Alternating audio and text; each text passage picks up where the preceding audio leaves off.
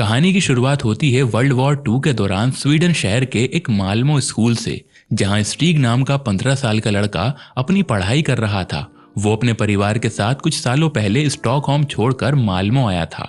उसके स्कूल में वियोला नाम की एक नई टीचर आई, जिसके आने से हर कोई खुश था।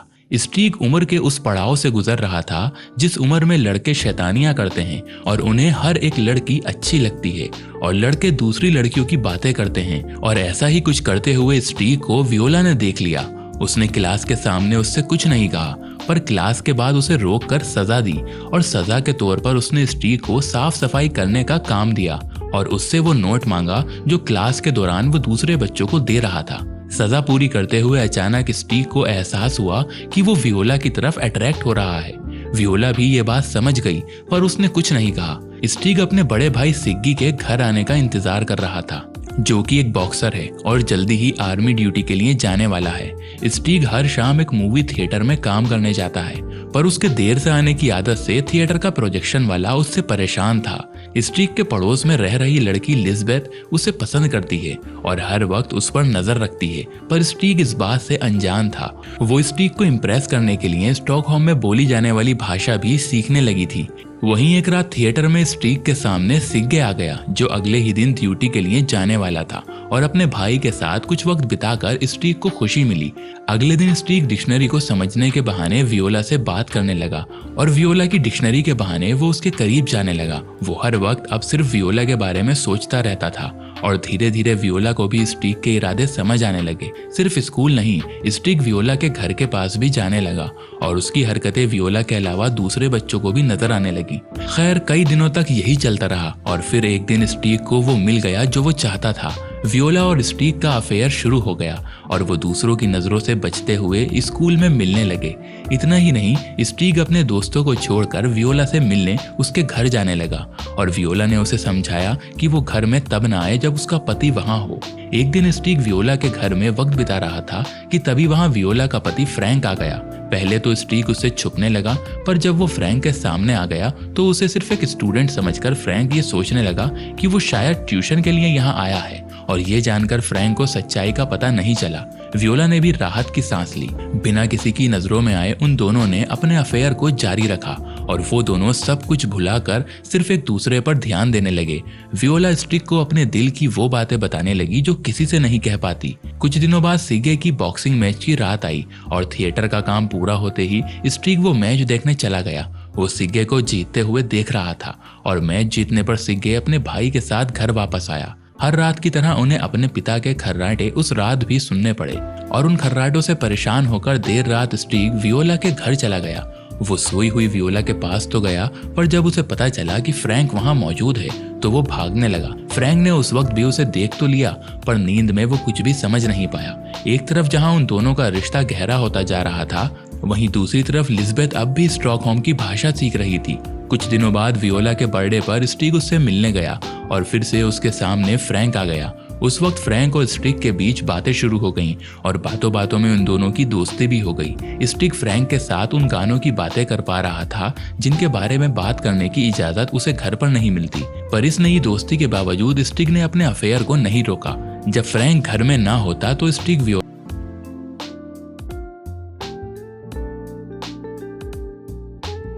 के पास रहता और जब वो घर लौट कर आता तो फ्रैंक और स्टीग एक दूसरे के साथ वक्त बिताते। स्टीग को एहसास हुआ कि फ्रैंक चाहे दिल का अच्छा हो, पर वो हद से ज्यादा शराब पीता है। कुछ दिनों बाद स्टीग फ्रैंक का दिया हुआ म्यूजिक अपने घर ले गया, अपनी मॉम को गाने सुनाने लगा, पर कुछ देर बाद उसके पिता ने उसे ऐसे गाने सुनने से रोक दिया और गुस्से में स्टीग अपने पिता से लड़ने लगा। कुछ दिनों बाद फ्रैंक ने स्टीग को अपने घर में देख लिया और उसे अपने पत्नी के अफेयर के बारे में पता चल गया, पर उसने स्टीग से कोई सफाई नहीं मांगी। फ्रैंक ने बताया कि वो हमेशा से उनके अफेयर के बारे में जानता था, पर वो कुछ कर नहीं सकता था क्योंकि सालों पहले उससे एक गलती हुई थी। उसने बताया कि शादी के एक हफ्ते बाद उसका एक औरत के साथ अफेयर शुरू हो गया और फ्रैंक की उस गलती ने और उनकी शादीशुदा जिंदगी को पूरी तरह बर्बाद कर दिया। तभी से वियोला और फ्रैंक का रिश्ता खत्म सा हो गया है और फ्रैंक ने शराब का सहारा लेना शुरू कर दिया है। सिग्गे अपने भाई को सबमरीन से लेटर भेजा करता था जिसमें लिखी बातें एक ऐसे कोड लैंग्वेज में थीं जो सिर्फ स्टीग और सिगे को समझ में आती थीं। फ्रैंक भी स्टीग से म्यूजिक के जरिए बातें करने लगा और चाहे वो दोनों एक दूसरे से बातें ना करते, म्यूजिक के जरिए वो एक दूसरे को बेहतर समझने लगे थे। स्टीग अब फ्रैंक को संभालने लगा था और स्टीग की ही मदद से फ्रैंक ने शराब छोड़ने का फैसला लिया। फ्रैंक अब एक बेहतर इंसान बनने की कोशिश कर रहा था और ये बदलाव वियोला को भी नजर आने लगा। कुछ दिनों बाद लिज़बेथ का परिवार स्टिग के परिवार के साथ एक पार्टी मना रहा था और तब मौका देखकर लिज़बेथ स्टिग को अपने घर ले गई और उसके करीब आने की कोशिश करने लगी। पर जब स्टिग ने उसके इरादों को ठुकराया तो उसका दिल टूट गया। स्टिग अब समझ नहीं पा रहा था कि वियोला फ्रैंक के साथ रहती क्यों है। वियोला ने समझाया कि चाहे वो उससे प्यार ना करती हो, पर वियोला के चले जाने से फ्रैंक शराब में अपनी जिंदगी डुबा देगा। फ्रैंक ने फिर से शराब पीना शुरू कर दिया। उसने बताया कि अमेरिका में नायलॉन के प्रोडक्शन के खिलाफ लड़ाई हो रही है और क्योंकि वो खुद भी नायलॉन के कपड़े बनाता है, उसका काम पूरी तरह से बंद हो सकता है। उसे इस हाल में देखकर स्टिग को पछतावा होने लगा और वो फ्रैंक को नए काम के बारे में सोचने के लिए कहने लगा। उस वक्त 15 साल का स्टिग फ्रैंक से ज्यादा समझदार साबित हो रहा था। जिस वक्त वो टूटे हुए फ्रैंक को संभाल रहा था और उसी वक्त वियोला उसे अपने पास बुला रही थी और स्टिग ये नहीं समझ पाया कि उसे उन दोनों में से किसको चुनना चाहिए। आखिरकार उसने सही फैसला लिया और वियोला को छोड़कर वो उस घर से बाहर चला गया। पर यह बात वियोला को अच्छी नहीं लगी। स्टिग धीरे धीरे वियोला को अपने से दूर करने लगा, पर वियोला उसे अपने करीब लाने की हर कोशिश में लगी थी। परेशान होकर वो क्लास से बाहर चला गया और लिज़बेथ से बात करने की कोशिश में वो गर्ल्स लॉकर रूम में छुप गया। जब उसने लिज़बेथ को अपने पास बुलाया तो लिज़बेथ ने भी अपनी नाराजगी भुला दी। कोई नहीं जानता था कि वो दोनों जिम के सामने छुपे बैठे हैं और घंटों तक उन्हें वहीं छुपना पड़ा। उन दोनों के रिश्ते की शुरुआत हुई, पर लिज़बेथ नहीं जानती थी कि स्टिग का इरादा सिर्फ वियोला से दूर जाने का है।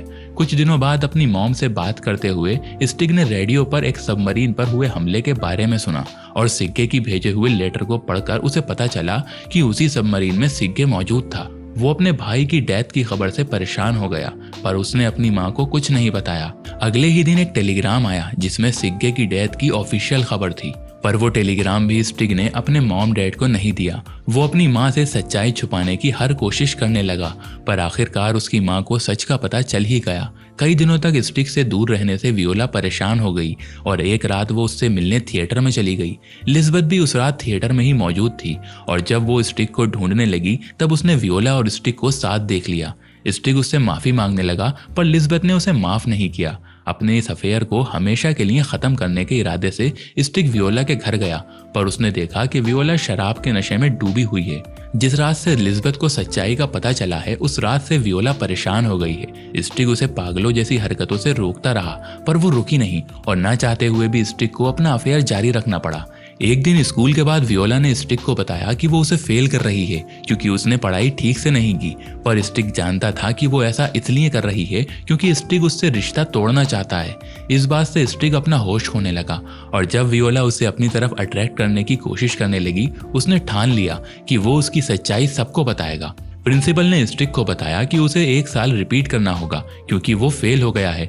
ये जानकर वो वियोला की ग्रेड बुक ढूंढने लगा, पर उस बुक को देखकर उसे पता चला कि वियोला ने वो सारे पेपर फाड़ दिए हैं जिनमें स्टिग के मार्क्स लिखे थे और वो ये भी दिखा रही थी कि स्टिग कभी स्कूल आया ही नहीं। स्टिग बिना वक्त गंवाए फ्रैंक के पास गया, उससे मदद मांगने लगा। वो चाहता था कि वियोला से बात करके वो स्टिग का करियर बर्बाद होने से रोक दे, पर फ्रैंक उसकी कोई मदद नहीं कर पाया। कुछ दिनों बाद प्रिंसिपल स्टिग से उसके भाई की डेथ के बारे में बात करने आए। ठीक उसी वक्त स्कूल के पास एक प्लेन आया जिसे देखकर सारे बच्चे हैरान हो गए। उस प्लेन ने बच्चों पर गैसोलीन फेंका और वहां आग लगने से कुछ बच्चे घायल हो गए। सिग्गे की डेथ ने स्टिग को पूरी तरह बदल दिया था और ये बात प्रोजेक्शन वाला भी समझ गया। कई बार सबमरीन की वही रील देखने के बाद आखिरकार प्रोजेक्शन वाला स्टिग को वहां से बाहर ले गया और किसी तरह स्टिग अपने आप को संभाल पाया। सिग्गे और दूसरे सिपाहियों को सम्मान दिया गया और उनके इस फ्यूनरल पर सबके परिवार वाले वहां पर मौजूद थे। स्टिग की मॉम स्टिग की अफेयर से अनजान थी, इसीलिए ये सोच रही थी कि स्टिग इसलिए फेल हुआ है क्योंकि वो रात को थिएटर में काम करता था। वो अपने आप को दोष दे रही थी क्योंकि उन्हें लगता था कि स्टिग घर की हालत की वजह से पढ़ाई पर ध्यान नहीं दे पाया। पर फिर उन्हें शक हुआ कि एक राज है जो स्टिग उनसे छुपा रहा है और तब स्टिग ने कहा कि वो सच में उन्हें तब बताएगा जब कुछ सालों बाद वो उम्र में बड़ा हो जाएगा। अब अपने मॉम डैड को स्टीक संभालने लगा और कुछ दिनों बाद उसके स्कूल में एक सेरेमनी हुई जहां बच्चों को उनके रिपोर्ट्स दिए जा रहे थे। इस सेरेमनी के बीच स्टीक वियोला के पास गया और सबके सामने उसे शर्मिंदा करके वो बिना रिपोर्ट लिए वहां से चला गया। इस हरकत ने वियोला को बुरी तरह परेशान कर दिया और एंड में चोरी छुपे स्कूल में घुसकर स्टीक ने वो डिक्शनरी चुरा ली जो वियोला के डेस्क में रखी हुई थी और 1 साल रिपीट करने के लिए स्टीक तैयार हो गया। और इस मोमेंट पर यह कहानी यहाँ पर खत्म हो जाती है। दोस्तों, इस कहानी के आखिर में मैं आपसे एक बात कहना चाहता हूँ कि इस पूरी वीडियो में एक मैसेज छुपा है। अगर आपने ये मूवी ध्यान से देखी है तो क्या वो मैसेज आप समझ पाए, और अगर समझ पाए हैं तो हमें कमेंट में लिखकर बताएं कि वो मैसेज था क्या। खैर, वीडियो अच्छी लगी हो तो वीडियो को लाइक करें, चैनल पर नए हैं तो चैनल को सब्सक्राइब करें और हाँ, नोटिफिकेशन वाले बेल आइकन को जरूर दबाएं ताकि अगली अपडेट सबसे पहले आपको मिले।